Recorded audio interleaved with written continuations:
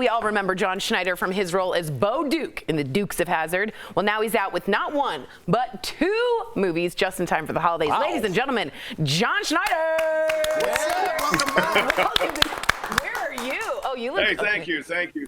Great to see I you. appreciate it to be here. Absolutely. All right. So Great to see you all. Well, happy Thanksgiving, or nearly. And as you said, I'm delighted to be spending it with family and friends and enjoying. See, I live in Louisiana, so I'm going to enjoy some amazing food. Oh, that sounds so good. Do you have any special Louisiana traditions? What do you eat specifically? Yeah. Well, there's an odd thing they make down here called turducken.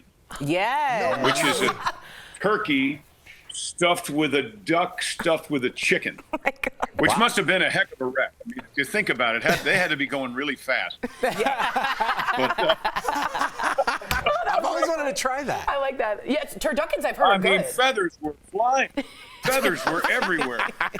Oh, man, that's funny. John, so, hey, I'm very excited about this Friday because I have two movies coming out. One of them is on Lifetime. It's fantastic. It's myself and Reba McEntire will be singing duets, and we've known each other actually since 1987. We were both on MCA Records together. Wow. So the camaraderie that you have with someone that you've known for 40 years is different than, someone you've just been cast to Totally. Play the love interest of. Yeah, the chemistry is right I'm there. very much looking forward to this film. But the other one is where my heart is, okay? The other one is what we call good old-fashioned Southern horsepower comedy, like the Dukes of Hazzard, like Smokey and the Bandit. And my wife and I, we're totally independent. We make these movies ourselves. We distribute these movies ourselves. Wow. So we're not in bed with any company or organization that we disagree with. A lot of celebrities sit around and complain about being canceled. Well, I say nobody canceled me. I quit. Right? I left the sandbox, or the cat box, as I like to call it. Took my little shovel and my little bucket, and I went over here, and my wife and I made a new sandbox. That's amazing. And we've been doing very, very well. Yeah, we're the farmers market of independent filmmakers. I'm going to get a baguette there. I love it. Yeah, you find out where your audience is and you give them what they want. Good job. First of all, great to see you again. And it's so interesting. I've been thinking about our first interview for a long time, and I wanted to ask you this question, and serendipitously, here I am, so I can ask you this.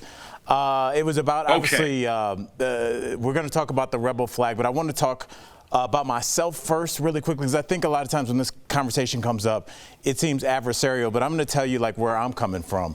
I associate your show, your car, which I actually have a Dodge Challenger, and that car with the rebel flag on it was a great moment in my life, in that that's when my grandmother used to babysit us. I used to sit on the floor and watch your show every single day. So I don't have negative memories associated with that moment or that flag in that moment. As I've gotten older, obviously, and I've learned about some of the things that flag has come to represent, that's what's off-putting to me. But I want you to know, as I ask this question to you, I'm not asking you as an adversary. I'm asking, how would you get people like myself to see the flag as you see it? Because obviously I have some very positive memories attached to that and some very negative memories attached to that. Well, I would suggest that you, the problem I have with people's outside issue of the flag is they try to tell me what it means to me.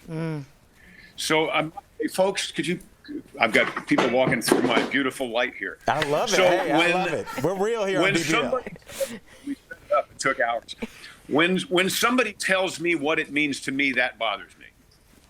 Okay, so I don't try to tell people what it means. I love that you called it the rebel flag, because in fact, the Confederate flag looks entirely different than the flag that's on the General Lee. So I ask them to remember the feelings they had with their grandparents, with their parents, about the show. My issue is when people say because that flag was on the car, that show is therefore a racist show. And that bothers me in my soul. So I try to have a conversation. I tell people what it meant to me when I was a kid. It means fighting the system to me.